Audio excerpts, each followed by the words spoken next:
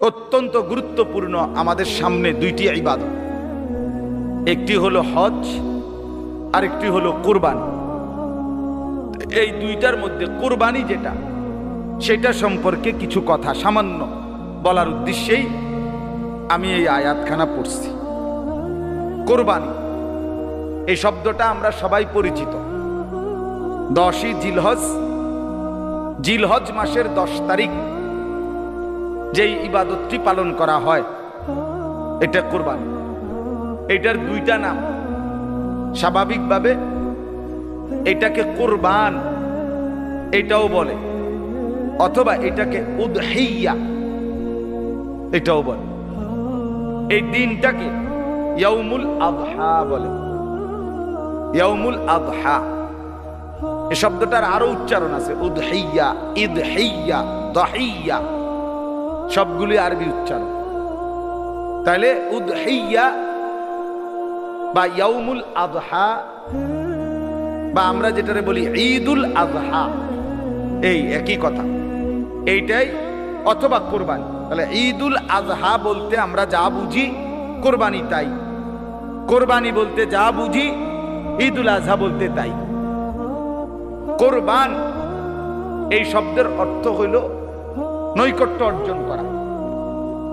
তো নির্ধারিত দিনে আল্লাহ তাআলার হুকুমে নির্ধারিত প্রাণী জবাই করে আল্লাহ তাআলার নৈকট্য সন্তুষ্টি বান্দা কামনা করে, এই জন্য এটাকে কুরবান বলে।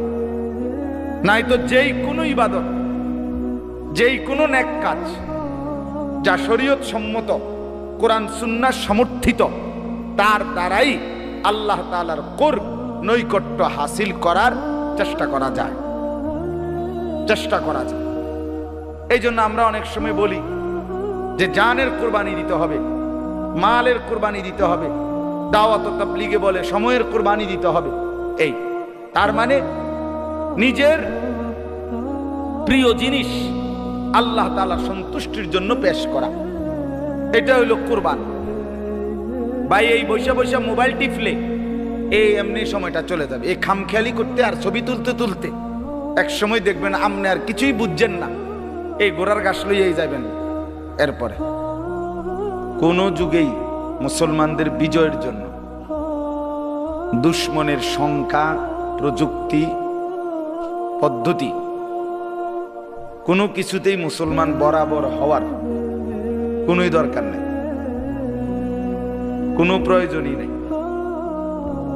মানে মনে করেন ইসলাম বিরোধী কাফের মুশরিক যতজন, তাদের বিরুদ্ধে বিজয়ের জন্য মুসলমান অতজন হইতে হবে এটা জরুরি না।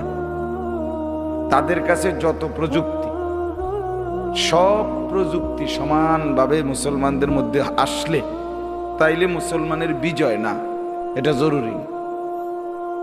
বরং মুসলমানের ঈমান, তাকওয়া, আল্লাহ তাআলার সাথে সম্পর্ক মজবুত, তো দুশ্মনের সংখ্যা, প্রযুক্তি, পরিমাণ, পদ্ধতি যতই আধুনিক হোক, বেশি হোক, মুসলমানদেরই বিজয়। প্রমাণ কি? প্রমাণ হলো কোরআনুল কারীমের মধ্যে আয়াত আছে।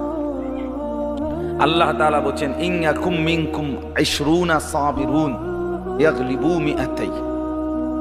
আল্লাহ তাআলা বলেন, তোমরা ঈমানদার মুমিন এবং আল্লাহর পথে দৃঢ়, আল্লাহ তাআলার সকল হুকুমের প্রতি দৃঢ়ভাবে একেবারে মজবুতির সাথে আঁকড়িয়ে ধরছে, এমন যদি হয় 20 জন, সংখ্যা বলে দিছে আল্লাহ তাআলা ডাইরেক্ট, যদি হয় 20 জন তো অবশ্যই বিজয় লাভ করবে 200 জনের উপরে। তাহলে সোজা হিসাব, এদিকে হবে 20 জন, ওইদিকে হবে কি 200, তাহলে সমান সমান হওয়ার জরুরি কি? আল্লাহ তাআলা কোরআনুল কারীমের মধ্যে বলছেন, কাম মিন ফিআতিন কালিলা গালাবাত ফিআতান কাসীরা। বহু কম সংখ্যক বিজয় লাভ করে বেশি সংখ্যকের উপর। তার মানে মুমিন কমই হবে, ঈমানদার কমই হবে। ঈমানদারের সবকিছুতেই দুনিয়াবি আসবাব, প্রযুক্তি সবকিছুই কম হবে, কিন্তু ঈমানদারের রূহের শক্তি, আল্লাহ তাআলার সাথে সম্পর্কের শক্তি সেটা বেশি হবে, আর এর দ্বারাই বিজয় আসবে। বিজয় আসবে, এই কমের মধ্যেই বিজয় আসবে, এটাই স্বাভাবিক হিসাব। আরেকটা কথা হলো,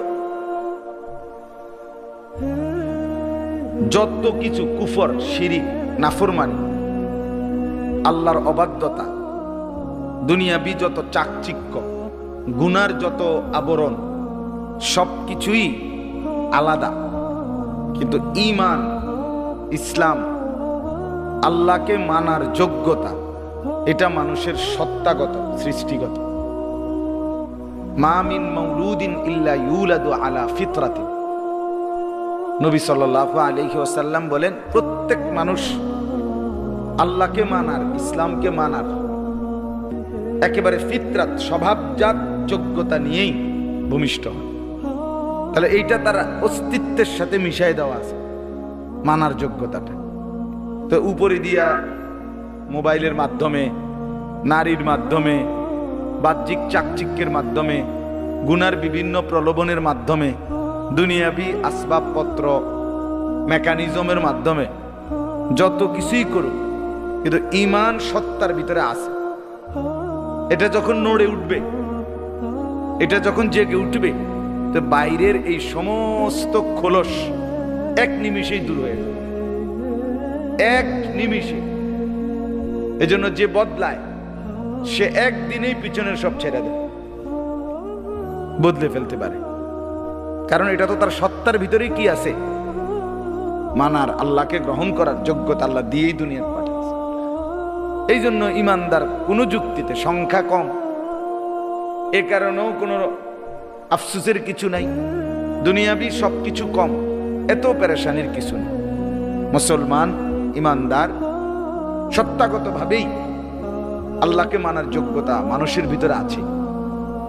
শুধু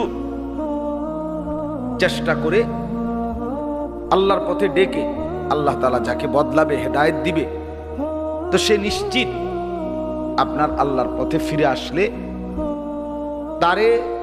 তাদের দ্বারা অল্প হোক বিজয় আসবে, বিজয় আসবে। আজকে মনে করেন ফিলিস্তিনের গাজা, এই যে অঞ্চলে ইসরায়েলের ইহুদিরা প্রতিনিয়ত যুদ্ধ করছে, এবং বিশেষ করে আজকে 8 মাস, সেই অক্টোবর থেকে আজকের মে, লাগাতার গোটা ইউরোপের সমস্ত প্রযুক্তি এবং ইসরায়েলের সমস্ত শক্তি দিয়ে, প্রযুক্তি দিয়েও মুজাহিদদের, গাজার মুসলমানদের ঘাড় নামাইতে পারেনি।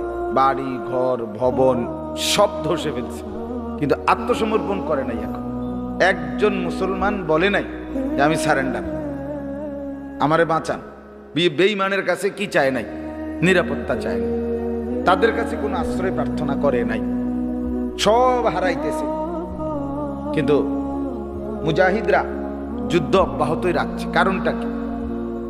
কারণটা হলো আমরা নির্ভরযোগ্যভাবে জানি আলহামদুলিল্লাহ যে ফিলিস্তিনের ওই গাজা উপত্যকার যতগুলো মুসলমান, প্রত্যেক মুসলমান, যে মা তাকে জন্ম দিছে, যে মায়ের গর্ভে জন্ম নিছেন, ওই মা জন্মের সময় ওই বাচ্চার কানে বলছে যে হে আমার প্রিয় সন্তান, আমি তোকে জন্মই দিয়েছি ফিলিস্তিনের মুক্তির জন্য, আমি তোকে জন্মই দিয়েছি মসজিদে আকসার মুক্তির জন্য, বলিত্তুকা, আমি তোকে প্রসবই করেছি বাপ আজাদির জন্য, জীবন দেওয়ার জন্য। তাইলে যারা কলিজা থেকে এটা বিশ্বাস করে তারা জীবন দেবে, তাদেরকে পরাজয় করা যাবে না, সময় লাগবে শুধু। কিন্তু এরাই জিত, মুসলমানই জিত। এই জন্য কোনোভাবেই বর্তমান সময়টা এমন যে চতুর্মুখী গুনাহ, নাফরমানি, অশ্লীলতা, বেহায়াপনা এবং ইসলাম বিরোধী কর্মকাণ্ড, ভদ্রচিত অভদ্রচিত, শালীন অশালীন, সবকিছুতে তীব্র গতিতে চেষ্টা হচ্ছে, তীব্র গতিতে। এর মোকাবেলায়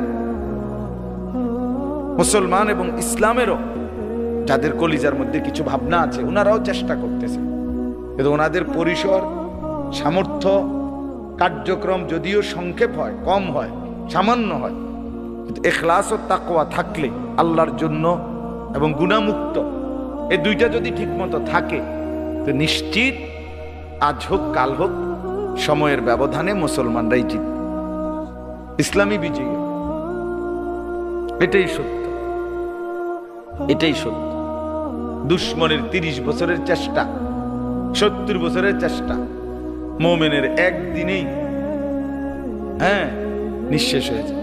যেমন একটা উদাহরণ আছে, সুন্দর হাদিসে আছে, রাসূলুল্লাহ সাল্লাল্লাহু আলাইহি সাল্লাম, আওয়াজটা কোন ডিস্টার্ব হলো,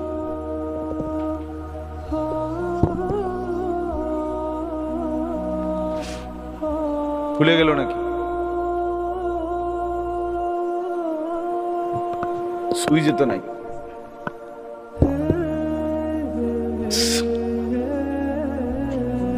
কিন্তু সুইচ নাই তো না, এখানে আমার হাত লাগছে এই জন্য। ঠিক আছে, মাশাআল্লাহ। তো মজার বিষয় হলো রাসূলুল্লাহ সাল্লাল্লাহু আলাইহি ওয়াসাল্লাম বলেন, আরাফার দিন, এই যে হাজী সাহেবরা যেই দিন মূল হজ্জের কার্যক্রমটা করে, 9ই জিলহজ, আরাফার মাঠে অবস্থান করে।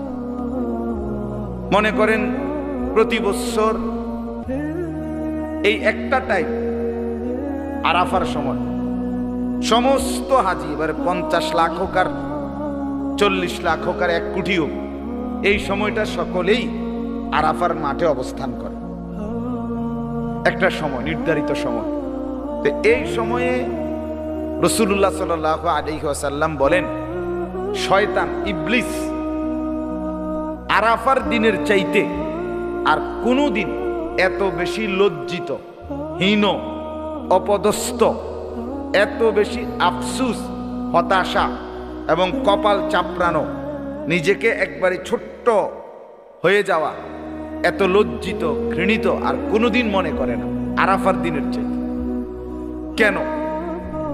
রাসূলুল্লাহ সাল্লাল্লাহু আলাইহি ওয়াসাল্লাম বলে, ইবলিস আরাফার দিন তাকায়া তাকায়া দেখে যেই লোকটাকে সে গত 40 বছর, 30 বছর, 50 বছর লাগাতার বড় বড় বিভিন্ন গুনাহ নাফরমানির মধ্যে লাগাতার অভ্যস্ত রাখছিল, 40 বছরের সাধনায় যেখানে নিয়ে গেছিল ইবলিসে তারে, আজকে একদিন আরাফার মাঠে ওই লোকটা হাজী সাহেব কাইদা আল্লাহর কাছে দোয়া করাতে আল্লাহ 50 বছর, 60 বছর, 40 বছর, 70 বছরের গুনাহ একসাথে মাফ করে দিছে। তো এখন বেচারার কি হালাত, হায় হায় রে, এত বড় বিল্ডিং আমার ধুমাধুম বম্পিং করে কি করে দিল, উড়াই দিল, মানে সে সব চেষ্টা।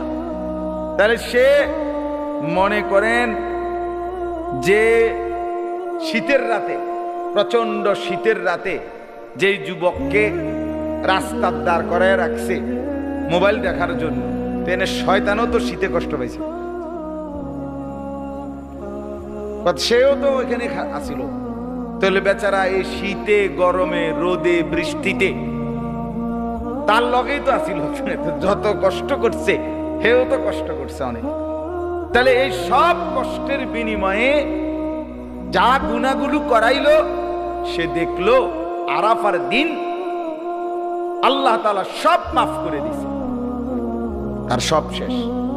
এই জন্য বললাম আর কি, 70 বছর, 30 বছর, 50 বছরে কাফের, মুশরিক, বেঈমান সমস্ত প্রযুক্তি দিয়ে যেখানে আগাবে, আল্লাহ তাআলা ইমানদারের, মুমিনের এক ফুৎকারে, এক হুঙ্কারে, এক তাকবীর ধ্বনিতে সব কিছুই কি হয়ে যাবে, শেষ হয়ে যাবে, ইমানদারের বিজয় হবে। এই জন্য আমি আপনাদেরকে এটা বলার উদ্দেশ্য হলো, 2 জন হই আর 10 জন হই, ঘাবড়াইতে নাই, হতাশ হইতে নাই, আল্লাহর কথা বলতেই হবে, আল্লাহর কথা শুনতেই হবে, প্রতিটা সুযোগ কাজে লাগাইতে হবে, এটা একটা জরুরি বিষয়। প্রত্যেকটা সুযোগ, একজনকে বলার সুযোগও আপনি হাতছাড়া করা যাবে না, হাতছাড়া করা যাবে।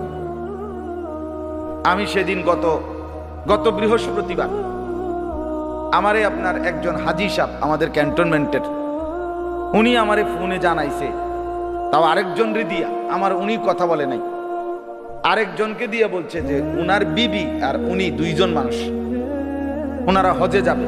এখন ওনার বিবির আগ্রহ আশা, পরের দিন ফ্লাইট, ওনার বিবির আশা যে আমার নাম বলছে স্বামীর কাছে যে হুজুরে যদি আমাকে বাসায় আইসা, আমরা যেহেতু হজে যাব, আমি 10টা মিনিট কদ্দুর নসিহত করতো, ভাল লাগতো ওনার কাছে, উনার মন চাচ্ছিল। তো উনি আরেকজন আমাদের তাবলিগের সাথী ভাই ওনারে জানাইছে, উনি আমারে জানাইছে হুজুর এমনে এমনে এই কথাটা কইছিল, আপনার কি সেই সুযোগ হবেন? ঘটনাচক্রে ওই দিন আমার 3টা বয়ান, এই গত বৃহস্পতিবার আসর থেকে নিয়ে, আসরের পরে, মাগরিবের পরে, এশার পরে। আমি বললাম আমি আসতেছি, আপনি কনে মিয়ার, আমি অহনে এই যাওয়ার পথেই বয়ান করে যাব। পরে ওনার ঘরে গিয়া এই শুধু একজন মহিলা হজে যাবে, উনি শুধু, উনি পর্দার আড়ালে ওই পাশে বসছে, আর ওই ওনার স্বামী আমার লগে বসছে, খালাস। এই একজনের জন্যই 30-32 মিনিট সময় হজ্জের কিছু কথা ওনারে বলছি। আমার টার্গেট ছিল এটা যে হোক একজন মহিলা, শ্রোতা আমার একজনই হোক, কিন্তু আমি এই সুযোগটাও কাজে লাগাইতে চাই, সম্ভাবনার কোন সুযোগ ফেলে দিতে চাই না, আমাদের চেষ্টা করেই যাইতে হবে। সোমবার দিন ঘূর্ণিঝড়, মেইন বৃষ্টিটা হলো সোমবার দিন না, সোমবার দিন আপনার পূর্ণ বৃষ্টি, বিকাল টাইমটা মাগরিবের পরে কেমন বৃষ্টিটা হইল। আচ্ছা, আমার ওই দিন 2টা বয়ান ছিল 2 জায়গায়, আলহামদুলিল্লাহ 2টা মাহফিলে আমি দোনোখানেই পূর্ণ বয়ান করছি। এই সোমবার দিন দোনো মাহফিল বয়ান করছি। প্রথম মাহফিলে যেখানে বয়ান করছি কুমিল্লা জেলা সদর দক্ষিণ, ওই বুষ্টি বাজার ফরিদ ভাইয়ের পাশে। তো ওইখানে আমি মসজিদে ঢুকছি, এই পুরো বৃষ্টির মধ্যে 60-70 জন মানুষ বসছে মসজিদে, একটা ছোট্ট সৌর বিদ্যুতের লাইট এক কোণা দিয়ে জ্বলতেছে, সামান্য ক্ষুদ্র আলো, শ্রোতা একজনও দেখি নাই, আমি কোনো শ্রোতাই দেখি নাই, চেহারা দেখি নাই, আন্দার। আমি বলছি আন্দারেই চলো, কোনো সমস্যা নাই, পরে আপনারা আমার এক সময় দেখে লইয়েন, হ্যাঁ অনওয়াজ করে লাই। পরে 8:30 পর্যন্ত বয়ান করছি আলহামদুলিল্লাহ। আবার আইসা এশার নামাজ জামাতে পড়ে আবার দ্বিতীয় মাহফিলের পুরা বৃষ্টি, এবং রাস্তায় পানি উঠে গেছে, ওই গল্লিতে করে ভাসে গেছে। এই অবস্থায় গিয়েও আবার পরের মাহফিলেও আলহামদুলিল্লাহ 10:30 পর্যন্ত বয়ান করছে। ওইখানেও 100 মানুষ হইছে, খালাস। বলার উদ্দেশ্য হলো বুজুর্গি না, মানে না কেরামতি কইবার লেগে বইছি না যে মানে আপনি একটা বিরাট আল্লাহ কত বড় গাউস কুতুব, আসলে এইটা না। উদ্দেশ্য হলো এই কথা বুঝানো যে সম্ভাবনার সবটা কি লাগানো, কাজে লাগানো, কোনোটাই কি না করা, কাজে না, মানে বাদ না দাও, সব সুযোগ কাজে লাগানো, সব সুযোগ। এজন্য আলহামদুলিল্লাহ আজকে আমরা যে কয়জন বসছি, এতে কোনো ঘাবড়াবার কিছু নেই। 10 জন হোক, 5 জন হোক, 20 জন হোক, 2 জন হোক, 1 জন হোক, আল্লাহর কথা বলার সব সুযোগ কাজে লাগাইতে হবে। ইউসুফ ভাই, এটা জরুরি বিষয়। আমাদের অসংখ্য সাথী ওলামায়ে কেরাম উঠতি, ওনার বুঝে নাও, উনি মনে করে আমি কইলে শুনবো কেনা, আপনি কইলে একজনও শুনতো না, আপনি একজনকেই বলে, আপনি কইলে আপনার বিবিও শুনতো না, এবড়িরে কদ্দুর কোন, আপনার ছেলে মেয়েও শুনবে না, তাদেরকে একটু বলেন। আপনার স্বাস্থ্য ভাই জ্যাঠতো ভাই কেউ শুনবে না, তাদেরকে একটু বলেন। আপনি কাজে লাগান, সুযোগটা কাজে লাগান। হযরত নূহ আলাইহিস সালাম 950 বছর মানুষকে আল্লাহর পথে ডেকেছেন। কোরআনুল কারীম এখানে স্পষ্ট আছে, নূহ আলাইহিস সালামের পুরা রিপোর্টটা, ওনার দাওয়াতের পুরা রিপোর্ট, কিভাবে কি করছে উনি 950 বছরে, এটা উনি বলছেন, আর আল্লাহ তাআলা কোরআনে নাজিল করছেন। এটা আস্তা সূরার নাম, সূরা নূহ। 29 নম্বর পারায় একটা সূরাই আছে নূহ আলাইহিস সালামের নাম, সূরা নূহ ওইখানে আছে। উনি বিস্তারিত ভাঙ্গা ভাঙ্গা কইছে আল্লাহ আমি কেমনে কেমনে। আচ্ছা আল্লাহ কি দেখে নাই 950 বছরের নূহ আলাইহিস সালাম কি কি করছে এটা আল্লাহ দেখছে কিনা বলেন? কিন্তু উনি উনার আমি বুঝছি আর কি, উনি এরপরও কইছে আল্লাহ আমার দুঃখটা আমি কদ্দুর কই, আমার কদ্দুর কইতে দেন তো আমার কল যারা ঠান্ডা হইবে, আমি কদ্দুর কই কিটা করছি, আমি কষ্টটা কি করছি আপনি কদ্দুর শোনেন আমার। আল্লাহ বুঝ আচ্ছা কও, ঠিক আছে কও। قال رب إني دعوت قومي ليلا ونهارا। এই যে নূহ আলাইহিস সালাম লম্বা বর্ণনা দিছে, আল্লাহ আমি রাতে বলছি, আমি দিনে বলছি, ওরা কানে আঙ্গুল দিছে আমার কথা না শোনার জন্য, আমি বলছি। ওরা কাপড় দিয়ে চেহারা ঢাইকা ফেলছে, আমি তবুও বলছি। ওরা জিদ দেখাইছে, সেদ দেখাইছে আমার লগে, আমি তবুও বলছি।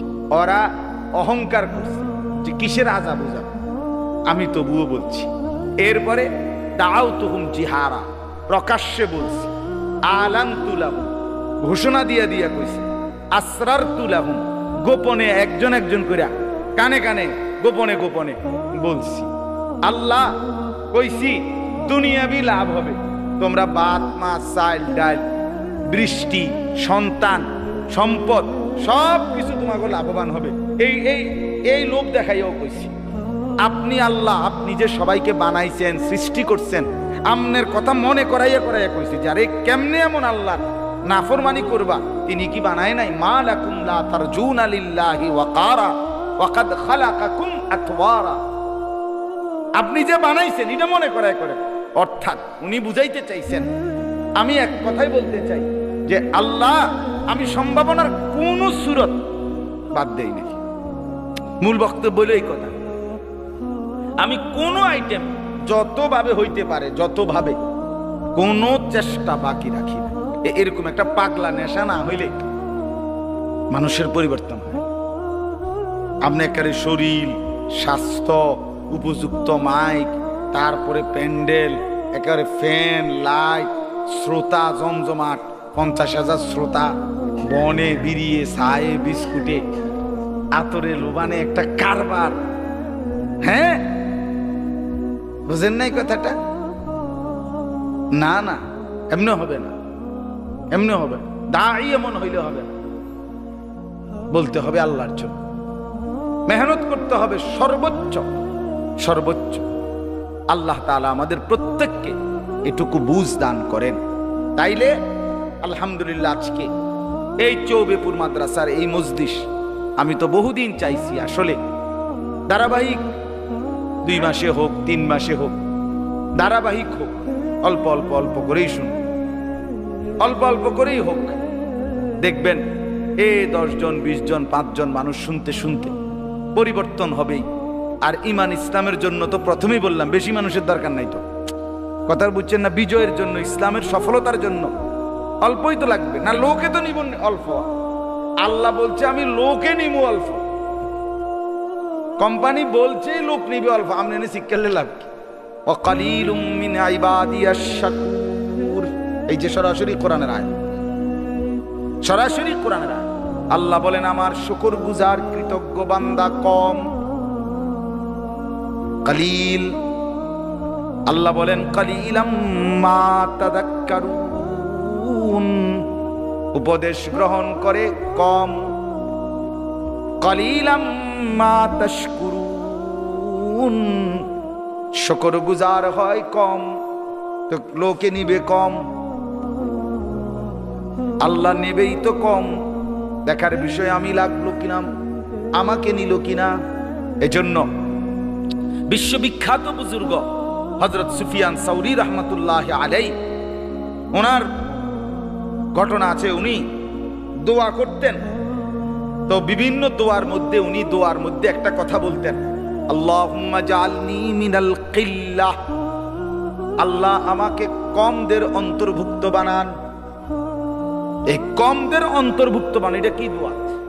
এমনি তো স্বাভাবিক কেউ বুঝতো না এটা, এটা কি? আল্লাহ আমারে কমদের দলভুক্ত করেন, কমদের অন্তর্ভুক্ত করেন। কিল্লাত মানে কম। তো ওনারে জিজ্ঞেস করছে হযরত আপনি এটা কি বলেন যে কমদের অন্তর্ভুক্ত বানান?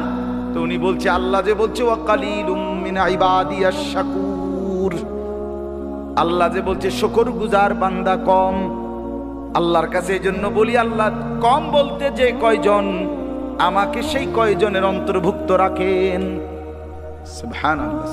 ওয়া কালিলুম মিনাল আখিরিন, সূরা ওয়াকিয়ার মধ্যে আছে আল্লাহ তাআলা জান্নাতের জন্য যেই বান্দাদেরকে আলাদা নির্ধারণ করেছেন, সেখানে পরবর্তীদের থেকে নেবেন কম। তাহলে এই জন্য কম, এটা কোনো দোষের কিছু না, এটা কোনো লজ্জার কিছু না। আল্লাহর কথা, দ্বীনের কথা, কোরআনের খেদমত, মসজিদ মাদ্রাসা, আল্লাহর দ্বীন, এটা কম মানুষই করবে, কিন্তু বিজয় এই কমের উপরেই, যদি সঠিক ইখলাস ও তাকওয়া থাকে। আল্লাহ তাআলা এই মাদ্রাসা, মসজিদ এবং এই মজলিসকে আল্লাহ তাআলা কবুল করেন, আমিন। কোরআনুল কারীমের 6 নম্বর পারা 5 নম্বর সূরা, সূরাটার নাম সূরায়ে মাঈদা। এই সূরার 27 নম্বর আয়াত আমি তেলাওয়াত করেছি। ইনশাআল্লাহ আর অল্প একটু সময় আমরা এই বিষয় নিয়ে একটু কথা বলি। সেটা হলো, এই মুহূর্তে অত্যন্ত গুরুত্বপূর্ণ আমাদের সামনে দুইটি ইবাদত, একটি হলো হজ আর একটি হলো কুরবানি।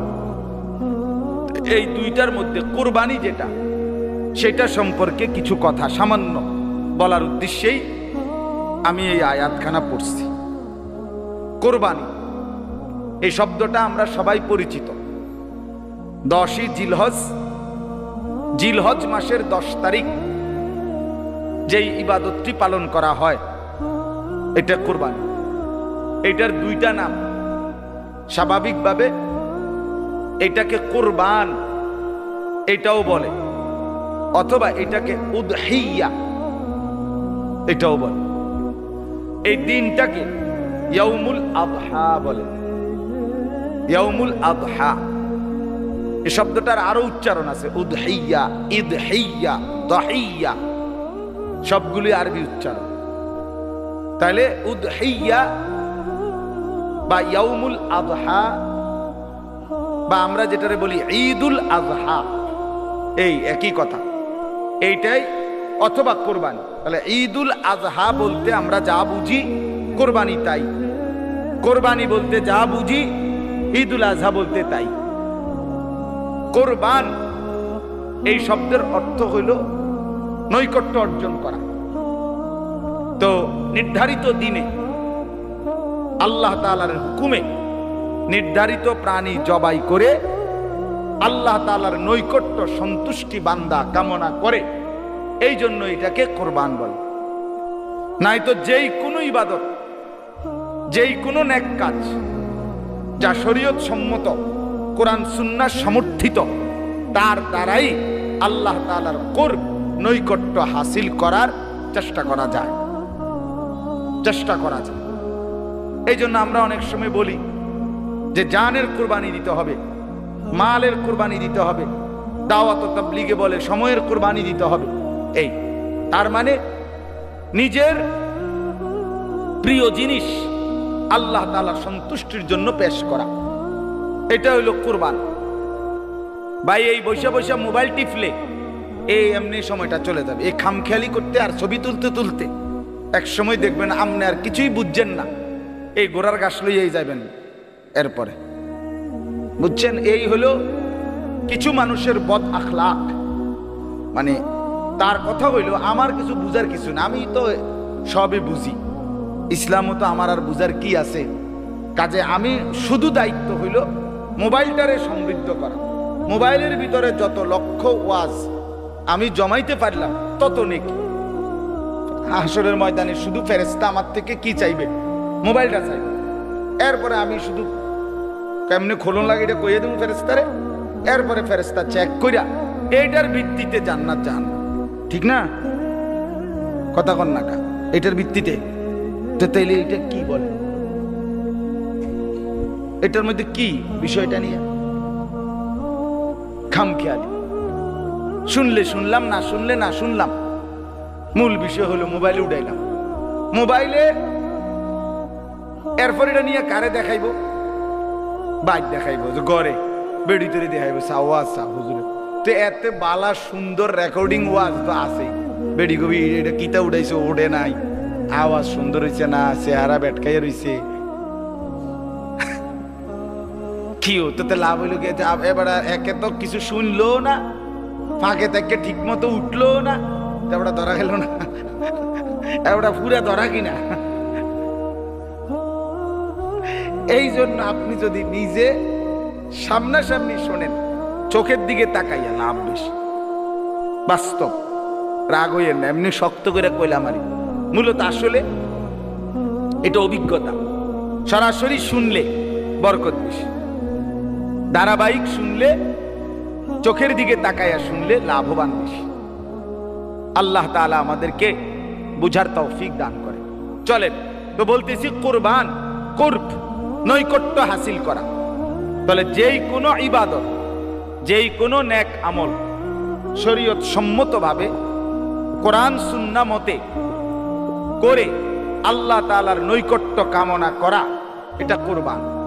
আর ওরফে বিশেষ পরিভাষায় আমরা বংশ, ধর্ম, কোরআন, সুন্নাহ, আল্লাহ, খোদা, রসুল, কারো ইজ্জত তার কাছে দরকার নেই।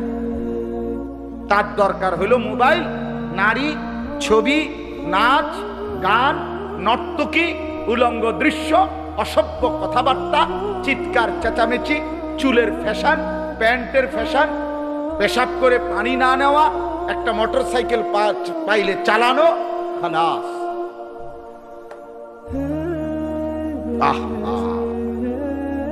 হায় হায় হায় হায়, এটা কোনো সুস্থ স্বাভাবিক মানুষের জীবন হইতে পারে না বাপ। এত বেখেয়ালি মানুষ হয় না। জন্তু জানোয়ার হলে ভিন্ন কথা, হাইওয়ান হইলে ভিন্ন কথা। হাইওয়ানের কোনো নিয়ম নাই। কুকুর, বিড়াল, গরু, ছাগলের কোনো হালাল হারাম নাই। আছে কি কোনো? বৈধ অবৈধ কোনো আছে কিছু? বলে না, হের বৈধ অবৈধ, সে তো জানোয়ারই। তো যার জীবনে কোনো বৈধ অবৈধ নাই, সে ঘরের মাও দেখে, বোনও দেখে, মানুষের বেডিও দেখে, তাহলে বুঝাইতে গেল তার কাছে কোনো কি নাই, হালাল হারাম নাই। সে হালাল টাকাও গনে, সুদের টাকাও গনে, ঘুষের টাকাও গনে, বাটপারির টাকাও গুনে, দুটোটারে মিলাইয়া রাখে। তো তার কাছে কোনো হালাল হারামের পার্থক্য আছে? সে বউও দেখে, আবার টেলিভিশনে সিনেমার নর্তকীও দেখে, তো তার কাছে কোনো হালাল হারাম আছে কি? তো হালাল এবং হারাম, বৈধ অবৈধ যার মধ্যে নাই, তার এই আখলাক, এটা তো মানুষের চরিত্র নয় বাপ, এ তো জন্তু জানোয়ারের চরিত্র। ভেবে দেখো, নিজের ভালো দেখো, নিজের কল্যাণ দেখো। একেবারে আত্মভোলা মানুষ হয় কেমনে, যে আমি আমার কিছুই বুঝি না, অথচ আমার বয়স 18। এইটা কি? এটা কি প্লাস্টিক? এতটুকু তো কমন সেন্স তো থাকে মানুষের, নাকি? যে আমার নিজের এতটুকু ভালোই আমরা বুঝি। ছেলে পেলেদের চেহারা সুরত দেখলে খুব মায়া হয়। মনেই না, আমার কাছে মনে হয় মুসলমানের ছেলে, অনেক ছেলের চুল, প্যান্ট, জামা, কথাবার্তা দেখলে মনে, কতদিন যে হয় যে সে যে মুসলমান ভুলে গেছে, এটা কতদিন হয় আমনে আর তালাশ কইরা খুঁজে পাবেন। কতদিন হয়েছে যে ভুলে গেছে সে, ফজরের নামাজ ভুলে গেছে কতদিন, সে নিজেও জানে। 5 ওয়াক্ত নামাজ পড়ে নাই কতদিন যাবত, এখন আর গুন্না বলতে পারবে না। কত লক্ষ নারী ছবি নর্তকী দেখছে, এখন আর গুণে বলতে পারবে না।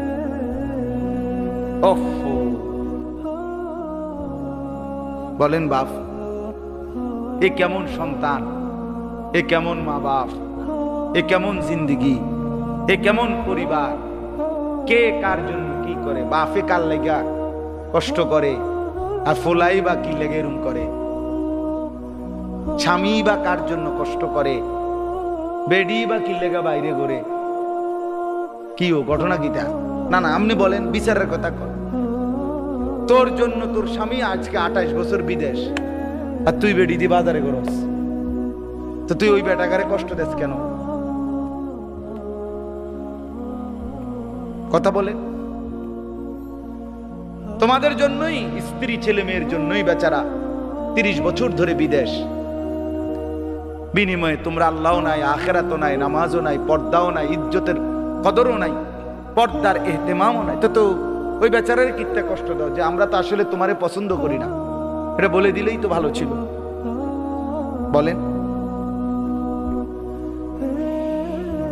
পরিবার কাকে বলে, বন্ধন কাকে বলে, একসাথে কাকে বলে? বাবার চুল একরকম, ছেলের চুল আরেক রকম, মার বোরকা একরকম, মাইয়ার বোরকা আরেক রকম। হ্যাঁ, স্বামীর চলাফেরা একরকম, স্ত্রীর আখলাক আরেক রকম। এটা কি? তো এটা পরিবার হইলো কেমনে? বন্ধন হলো কিভাবে বলেন?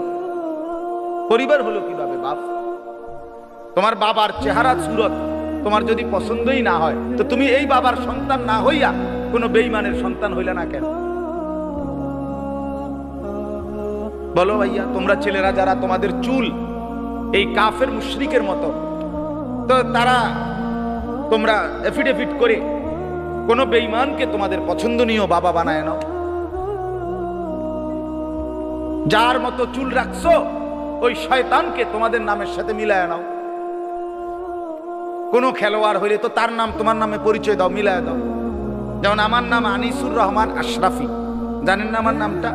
এই আশরাফি এটা আমার আব্বার নাম, আশরাফ।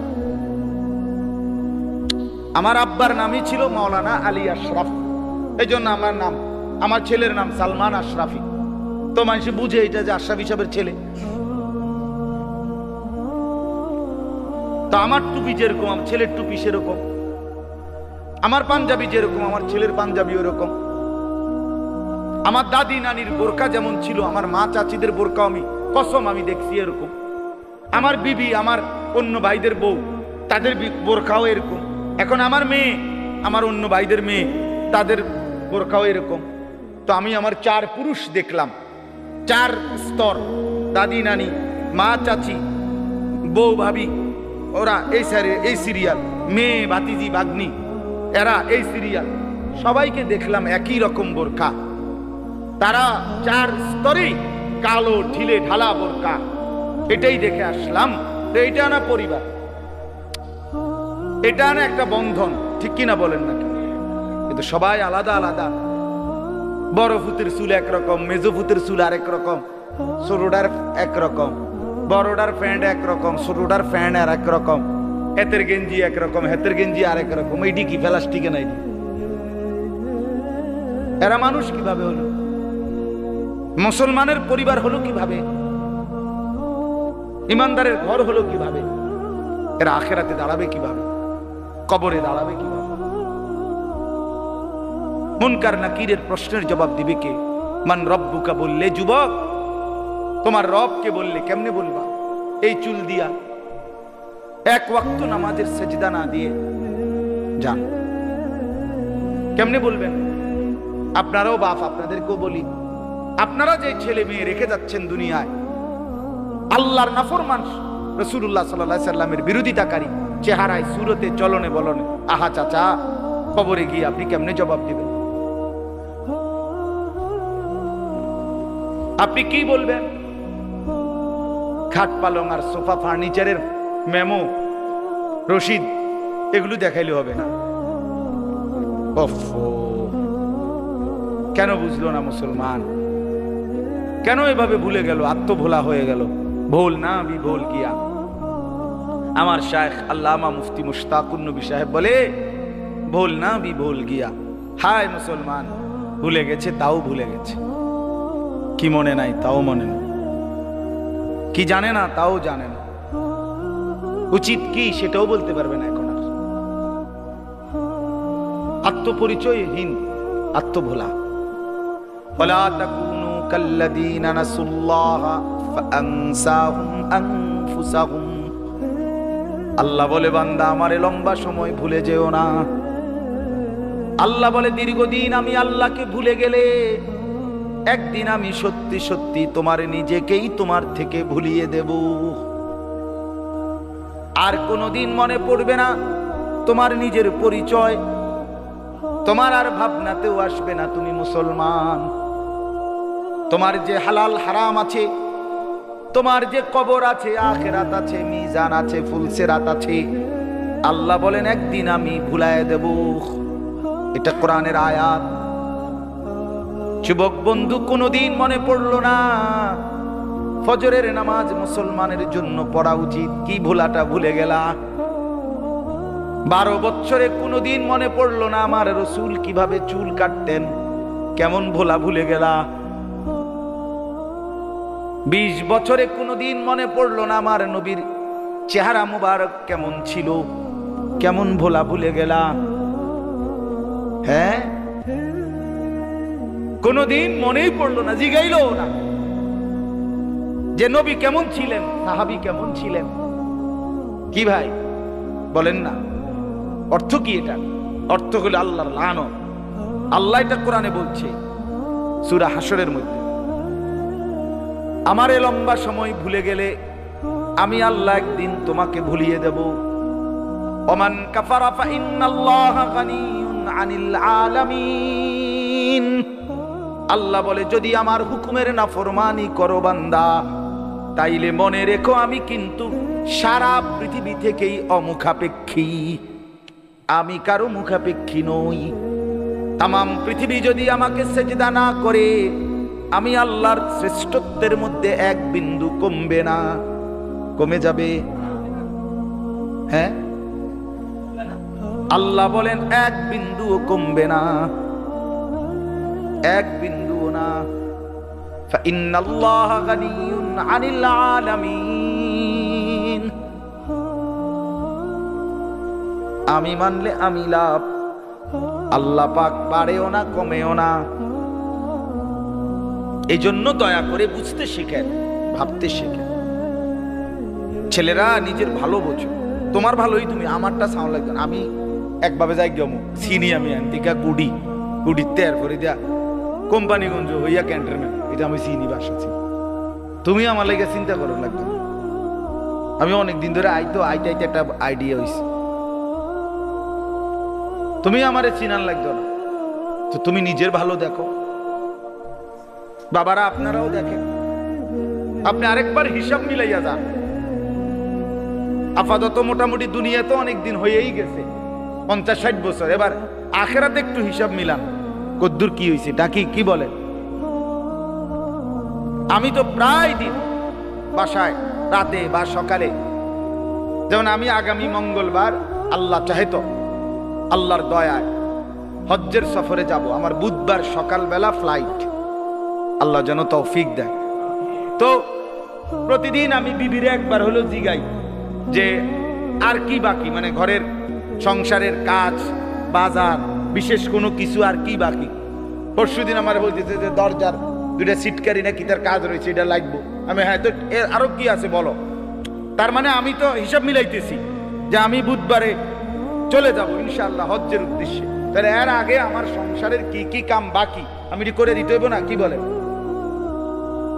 তাহলে আমি তো চলে যাচ্ছি কবরের দিকে।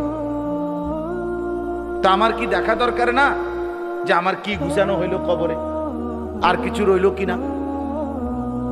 হজ্জে গেলেই তো মানুষ কি বারবার ব্যাগটা তালাশ করে। কালকেও আমি হজ্জের বাজার করছি, অনেক কিছু কিনছি আসরের পরে। গতকালকে একটা ছুরি দরকার, একটা প্লেট, একটা স্টিলের গ্লাস, হ্যাঁ, একটা নেল কাটার, 2টা ফেসিয়াল টিস্যু, 2টা টয়লেট টিস্যু, 6টা গেঞ্জি লইছি, 2টা লুঙ্গি নিছি, একটা গামছা লইছি, একটা বিছনার চাদর নিছি। কথা বুঝছেন কিনা বলেন? তো এগুলো আমার লাগবে না? কথা বলেন, এগুলো লাগবে কিনা বলেন? তো তাহলে আমার সফরের 33 দিনের সফর, 33 দিন আমার যাওয়া আসা আল্লাহ যদি নেয়, তো এই 33 দিনের জন্য আমি প্রতিদিন একবার ভাবতেছি আর কি রইল। এহরামের কাপড়, কোমরের বেল্ট, কাঁধের ব্যাগ, 2 জোড়া স্যান্ডেল, চামড়ার 1 জোড়া জুতা, ব্রাশ, টুথপেস্ট, মেসওয়াক, তসবি, আমার আপনার ওষুধ, আমি যে ওষুধ খাই ডেলি, যে সামান্য এই ওষুধ, এগুলো লাগবে কিনা বলেন, প্রেসক্রিপশন এই যে লেখছি কাগজে মিলাইয়া মিলাইয়া টিক চিহ্ন দিয়া দিয়া 33 দিনের জন্য কত কিছুর নাম কইলাম। হাসরের ময়দানের একদিন 50,000 বছর, 50 আলফা সানা।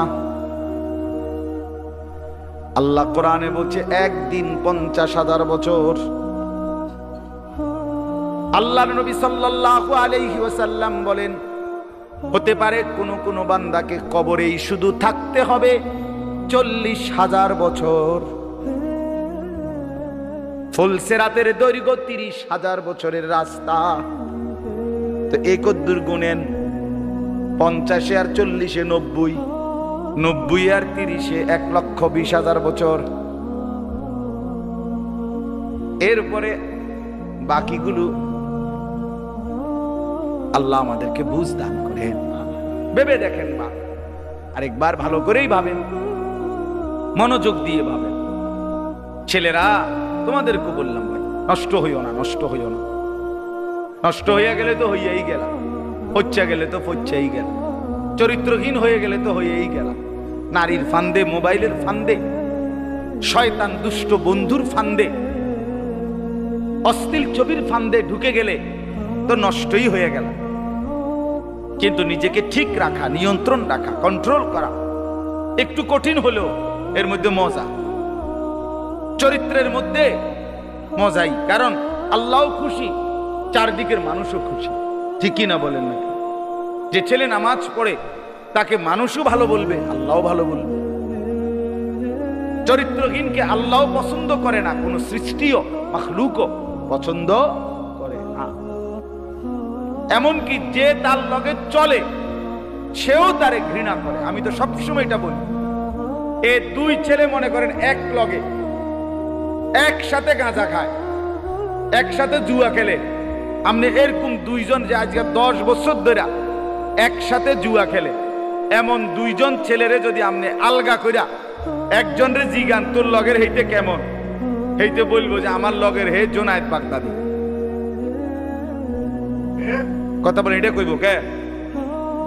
হে বুঝিয়ে হে জোনায়েত বাগদাদি কইব, জীবনও বলবেন। হে বলবে বাটপাড়ের হেডকোয়ার্টার, শয়তানের হেডকোয়ার্টার, ঠিক কিনা বলেন? যদি বলেন কিরে এক লগে তোরা জুয়া খেলস, তোরা তো একজন আরেকজনের কমপক্ষে খারাপ কইতে পারস না, তে হইতে গো মা কি হোক শয়তানের ভালো কম কেমনে? বুঝেন নাই কথা? জীবনও ভালো বলবে, সিস্টেমে নাই। মন্দকে মন্দরাও মন্দ বলে, ভালোরাও মন্দ বলে। অসৎকে অসৎ বন্ধুরাও অসৎ বলে, আবার ভালো মানুষরাও কি বলে? অসৎ বলে। আল্লাহ আমাদেরকে বুঝার তৌফিক দান করেন। চলেন তরজমাটা শেষ করি। তো এই জন্য বললাম, রাসূলুল্লাহ সাল্লাল্লাহু আলাইহি ওয়াসাল্লাম বলেন প্রত্যেক পশমে পশমে কুরবানিতে নেকি। এবার আসেন একটা ধমক। নবী সাল্লাল্লাহু আলাইহি ওয়াসাল্লাম বলেন, মান কানা লাহু সাআতুন ফালাম ইউদাহি ফালা ইয়াকরুবান্না মুসাল্লানা। যে ব্যক্তির সামর্থ্য ছিল অথচ কুরবানি করলো না, রাসূলুল্লাহ সাল্লাল্লাহু আলাইহি ওয়াসাল্লাম বলেন সে যেন আমাদের নামাজে, ঈদগাহে নামাজ আদায়ের জন্য না আসে। তোর মতো নাফরমান মসজিদে আইবি না, তুই আসবি না নামাজ, তোর নামাজ পড়ার দরকার নেই, তুই ঘুম যা, তুমি ঘুমাও। গোস্ত রান্দা হইলে, রুটি বেলা হইলে তোমারে জানাবো। তুমি যেহেতু আসছো দুনিয়া গোস্ত খাইতা, খাইও। এই তাহলে ধমকটা কেমন?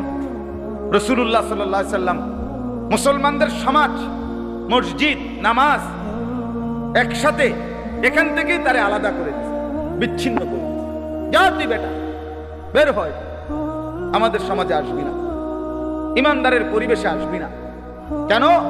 সামর্থ্য ছিল অথচ কোরবানি দিল। তাহলে বাপ, কোরবানির ফজিলত অনেক, কোরবানি না করার ধমকও কি অনেক।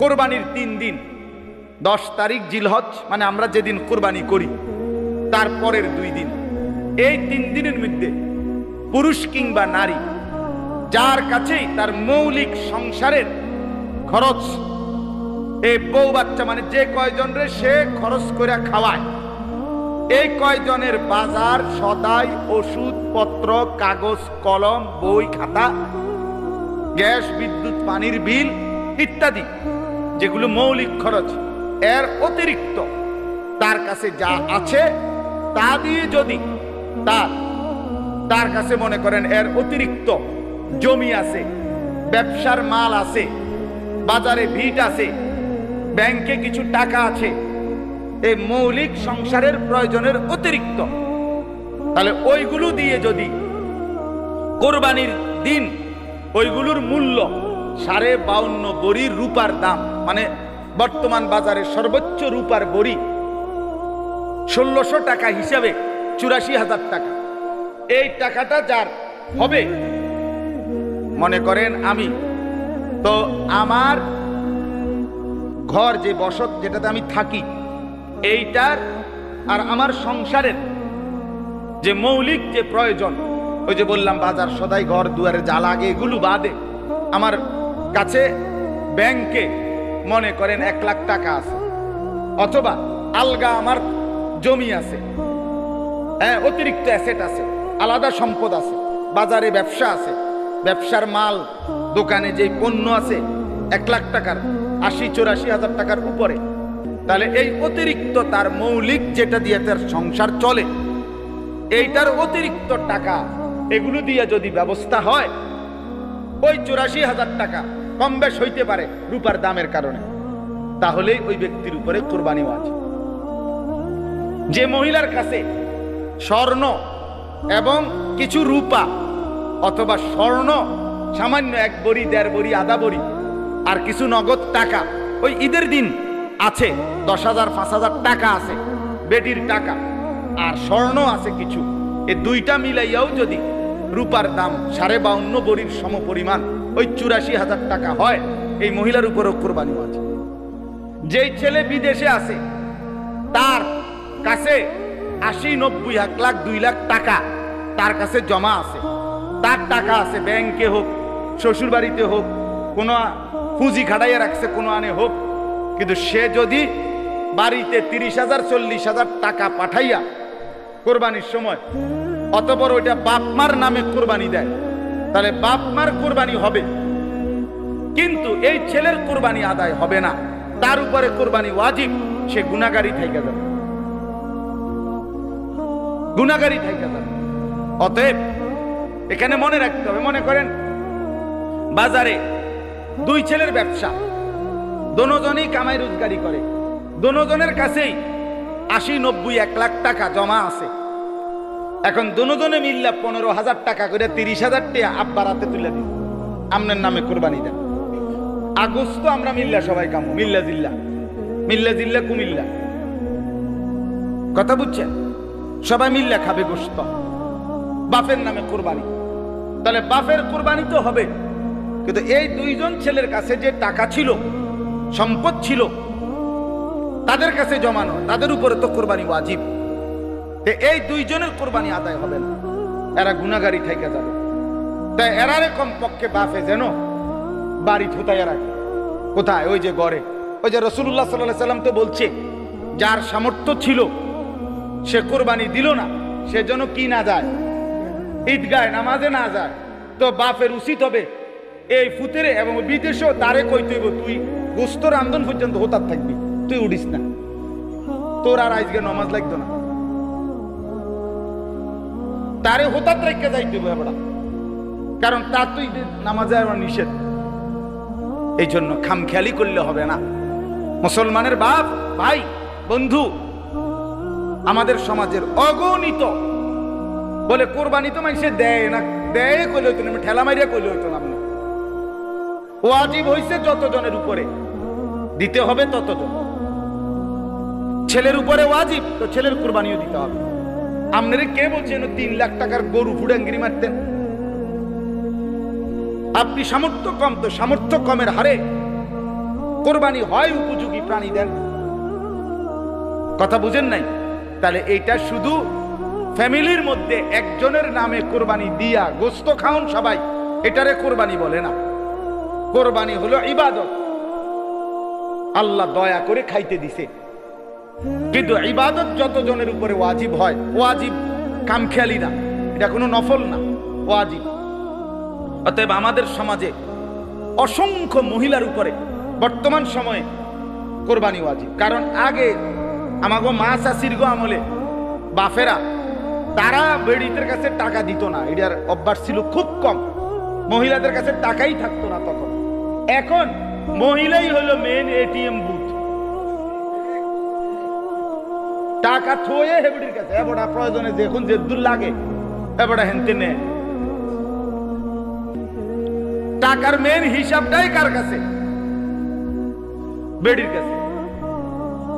কথা বুঝছেন না? তাইলে মহিলারা অজস্র টাকার ব্যক্তিগতভাবে মালিক। স্বামী কখনো 2000 কখনো 5000 টাকা দিছে, এটি জমা দিয়ে রেখে দিছে, জমা করে আলমারিতে, ভ্যানিটি ব্যাগে, কোনোখানে। তাহলে তার কাছে যে কিছু স্বর্ণ আর ওই টাকা, এই দুইটা মিলাইয়া 52.5 ভরি রূপার দাম 84,000 টাকা হলেই তো এই মহিলার উপরে কোরবানি ওয়াজিব। কই মহিলার কোরবানি তো দেয় না, অধিকাংশই দেয় না।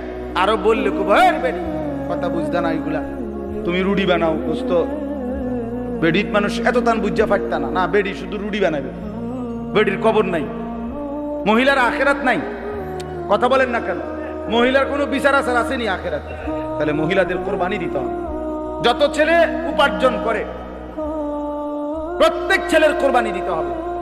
যদি ওই পরিমাণ টাকা হয়, একেবারে দিন মজুর বা সামান্য 10,000, 20,000, 30,000, 40,000 টাকার আয় আসা যাওয়া করে, এবারে না হোক। কিন্তু স্বাভাবিকভাবে শহরে চাকরি করে, গ্রামে ব্যবসা করে, এরকম প্রায় অধিকাংশ বিদেশ থাকে, তাদের উপরে কোরবানি ওয়াজিব। বুঝছেন কিনা? এই জন্য বাপ, এইটা আমার একজনে বলার পরে একুব ভাই কয়, ফুত হারা জীবন ফুত মানুষ করছি, অন বুঝি হাতের নামে কোরবানি হইতো, বাপের নামে কোরবানি। আমি বললাম, চাচা বাপের নামে কোরবানি করুক, আমার তো কোনো মানা নাই, কিন্তু অর্থ তো হইল, আমি তো বললাম আর যে চাচা আমার আব্বারে আমি একটা লুঙ্গি কিনা দিলাম, মনে করেন, তো আমার আব্বার খেদমত করলাম, এটা ঠিক কিনা বলেন? তো এর লেগে আমার আর লুঙ্গি ফিন্দার দরকার তো নাই। কথা বলেন না কেন? না কি লেগা? আমি না আমার আব্বারে লুঙ্গি দিলাম, এবার আমি হাফ প্যান্ট কিনতে আডুক না গীতা? তো তাইলে তো কোন সন্তান তার বাবাকে টাকা দেওয়া, এটা তো খেদমত। বাবার কোরবানি দেওয়া, সেটা তো খেদমত হইল। তো তোমার ওয়াজিব, তোমার হুকুম আদায় করতে না, তোমার লুঙ্গি ফিনতে না। আল্লাহ তাআলা আমাদেরকে বুঝ দান করেন। আমি কোন রকম, যেটা আমার বাড়ি কুমিল্লা আর আপনাকে বাড়ি হলো এদিকে ব্রাহ্মণবাড়িয়া কসবা, কাজে কসবার মাওলানা যখন আপনি করে বুঝাইব তো বুঝবেন কড়া বুঝ, এখন টের পাইবেন, এখন টের পাইবেন ভাই বুঝটা ইয়াকুব ভাই থেকে বুঝে। কাজেই বুঝাইতে চাইলাম, খামখেয়ালি না করি। আমরা প্রত্যেকেই যাদের উপরে এটা হিসাব করেন, আমি সবসময় বলি 3টা বিষয়, শেষ কথাটা আমার, একজন বিবেকবান, আখিরাতকে ভয় করে, কবরে মাফ পাইতে চায় এমন মুসলমানের উচিত যাকাত, কোরবানি, হজ, এই 3টি মাসআলা গুরুত্বপূর্ণ। এগুলো ফরজ ওয়াজিব। যাকাত ফরজ, হজ ফরজ, কোরবানি ওয়াজিব। এটি মন চাইলে দিলেন, মন চাইলে দিলেন না, এমন না। কাজেই প্রত্যেক মুসলমানের উচিত একজন নির্ভরযোগ্য আলেমের কাছে নিজের সম্পদের ব্যক্তিগত হিসাব বলা যে হুজুর আমার বাড়িতে এত, ব্যাংকে এত, জমিতে এত, এই আছে এই নাই, আপনি হিসাব করে বলে দেন আমার উপরে যাকাত, কোরবানি, হজ কোনটা আসলো কোনটা আসলো না। ঠিক কিনা বলেন না?